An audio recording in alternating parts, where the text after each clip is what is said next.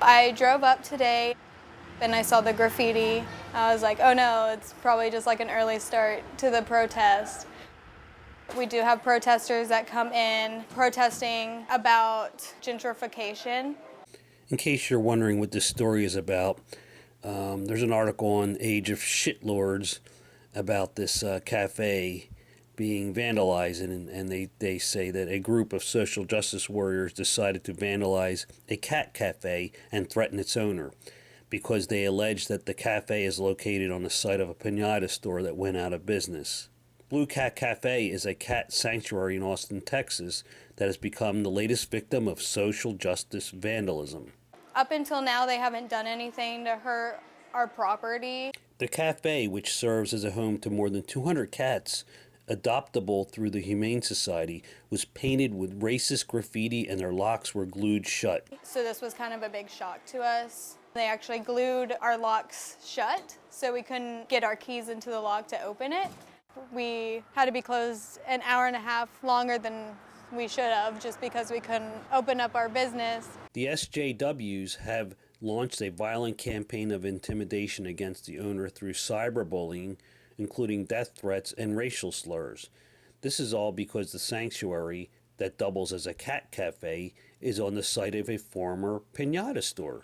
And it also affects the cats because they can't get their food. The cats weren't harmed, but there's live animals in there, so just having it locked up to where you can't get to it is kind of disheartening.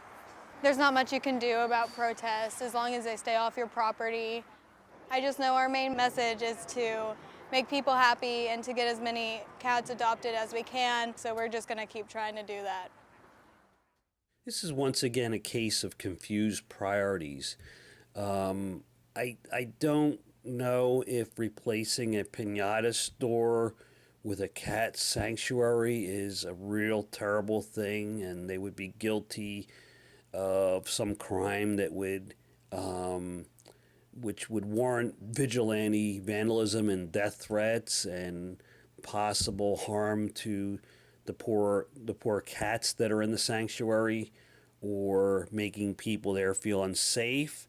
I don't get it. I think people's priorities once again are confused, and the PC police are out of control. I mean, when you get to vandalism and threatening people and destroying property, they glued the doors so they couldn't get in and feed the cats. I mean, this is terrible. And this story even made it on the Alex Jones InfoWars. It was so important it interrupted his theory about how the Islamic Muslim Obama planned to take over the United States and take all our guns away and flood us with Syrian refugees and that are 14-year-old that have beards or whatever. Here's another one. Racist social justice warriors terrorize owners of cat sanctuary. I'm not a big cat person, but my youngest daughter wanted a cat. So I said, well, let's go check out cats first and try to get one that's a rescue cat. We went to, a lot of times we went to this cat sanctuary place in East Austin. I mean, I'm going off of a side story. This is up on Infowars.com to look at cats. And I said, you know, we're not going to get a cat. We'll just give a donation because they got hundreds of these cats they're taking care of. And we finally did get a cat. So I just know these people. These are like nice liberals. The communists started protesting them. Then they glued the doors shut, sprayed racist white people all over it.